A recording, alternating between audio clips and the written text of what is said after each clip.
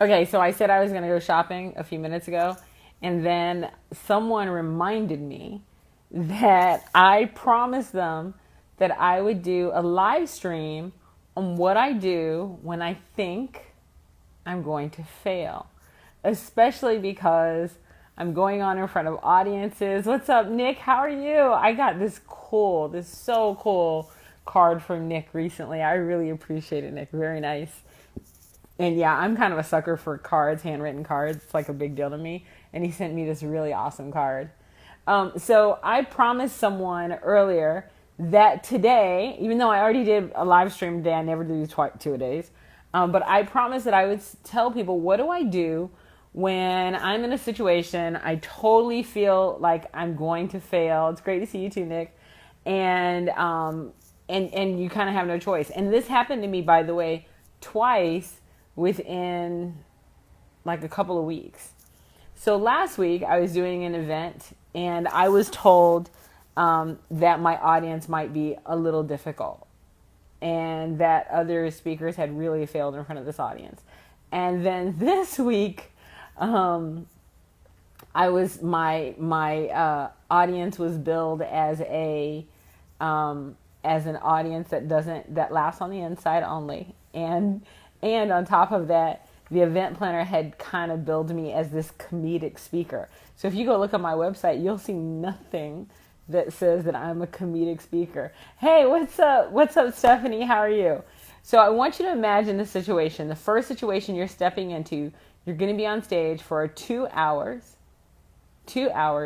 with an audience that's completely unruly.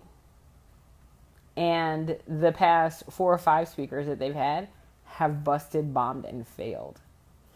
The second audience I'm in front of, I've been billed as a highly comedic speaker, and I'm going to speak to this audience twice over 2 days. And then on top of that, I'm told that the audience laughs on the inside. So not only am I now billed as a comedic speaker, which I'm not, I'm also told that the audience laughs on the inside. So what do you do when you have these really tough situations? And maybe your situation isn't like that. Maybe you have to go to a meeting that you feel like this is going to go sideways, and what do you do? Okay, so there are a few things that I do when I know I'm going into these really, really precarious and tough situations. The first thing that I do is I kind of talk myself into believing into this. It's going to sound crazy. I ask myself, what's the worst that would happen? And if it's not death, which, I mean, I don't know where you guys give speeches, but normally I'm not going to die after a speech. So what I do is this. I go in and I'm like, what is the worst that can happen? It's not going to be death, so I might as well go all in. And when I say go all in, I am all in. That's number one. Number two, I ask myself, what does this audience really, really want, right? So my first audience, I recognize what their triggers were. Every audience, by the way, has a trigger point. So usually there are 7 trigger points. Every audience has a trigger point. My first audience, their trigger point was dominance. Hey, Michael, I was just telling somebody asked me if I would do this, so I'm doing a 2 for today. Someone asked me if I would talk about what do I do when I get in really, really tough, hard, crazy situations, and I was just about to walk out the door, and they said, you never answer the question, what do you do when you get in these tough situations? So I'm answering that now. So again, there were 2 audiences that I've had over the past couple of weeks, and they've both been really difficult audiences. So the first thing I do is I recognize that I know that there are 7 trigger points. And I ask myself, what is the trigger point of the audience? So the trigger point of the first audience had to do with dominance.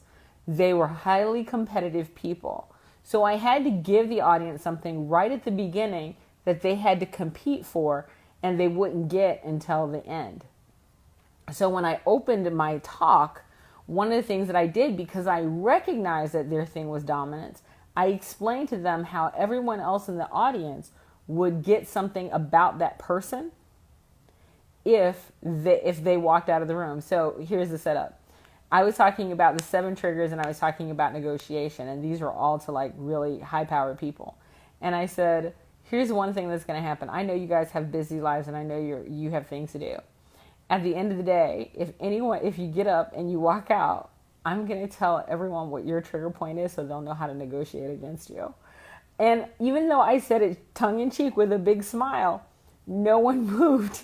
So for 2 hours, they were captive. As well, during the speech, I said, I am going to have I'm going to have trigger points and negotiation points within my talk. So I'm going to have these negotiation points within my talk. Now, I'm only sharing 5 with you, but there are 3 negotiation points and triggers and influencers within my talk. I'm curious if you can figure them out. And he who figures it out at the end, if you can tell me what those additional 3 trigger points are, I'll give you a signed copy of my book. So it caused my audience to really, they want to win. They're all high competitors. So one of the things that they were doing was they were paying really close attention because their trigger was dominance. And because I knew their trigger was dominance, all I really had to do was put the competitive gene, put the competitive cookie, so to speak, or Easter egg within my talk that they would look for, and it worked. It worked. They absolutely loved it. They didn't move. Now, my other audience was a little bit more difficult because they had billed me as a comedic speaker. So there was not necessarily a trigger point that I could look for in my audience. However, here's the one thing I'll tell you. When you're billed as a comedic speaker, even if your talk isn't comedic, all you have to do is put 2 things within your talk that are completely unrelated. So, for example, I was going to this big meeting with Bill Gates, and one of the things that I talk about getting is a Brazilian wax for this meeting. It absolutely does not match. Like, who gets a Brazilian wax to go to a meeting? I'm not going to be naked. So there are those types of things that I would normally not have in that talk that I added to that particular talk because it made it funnier. So there are things that I added in. Now, so what do I do in the moment? Not kidding you.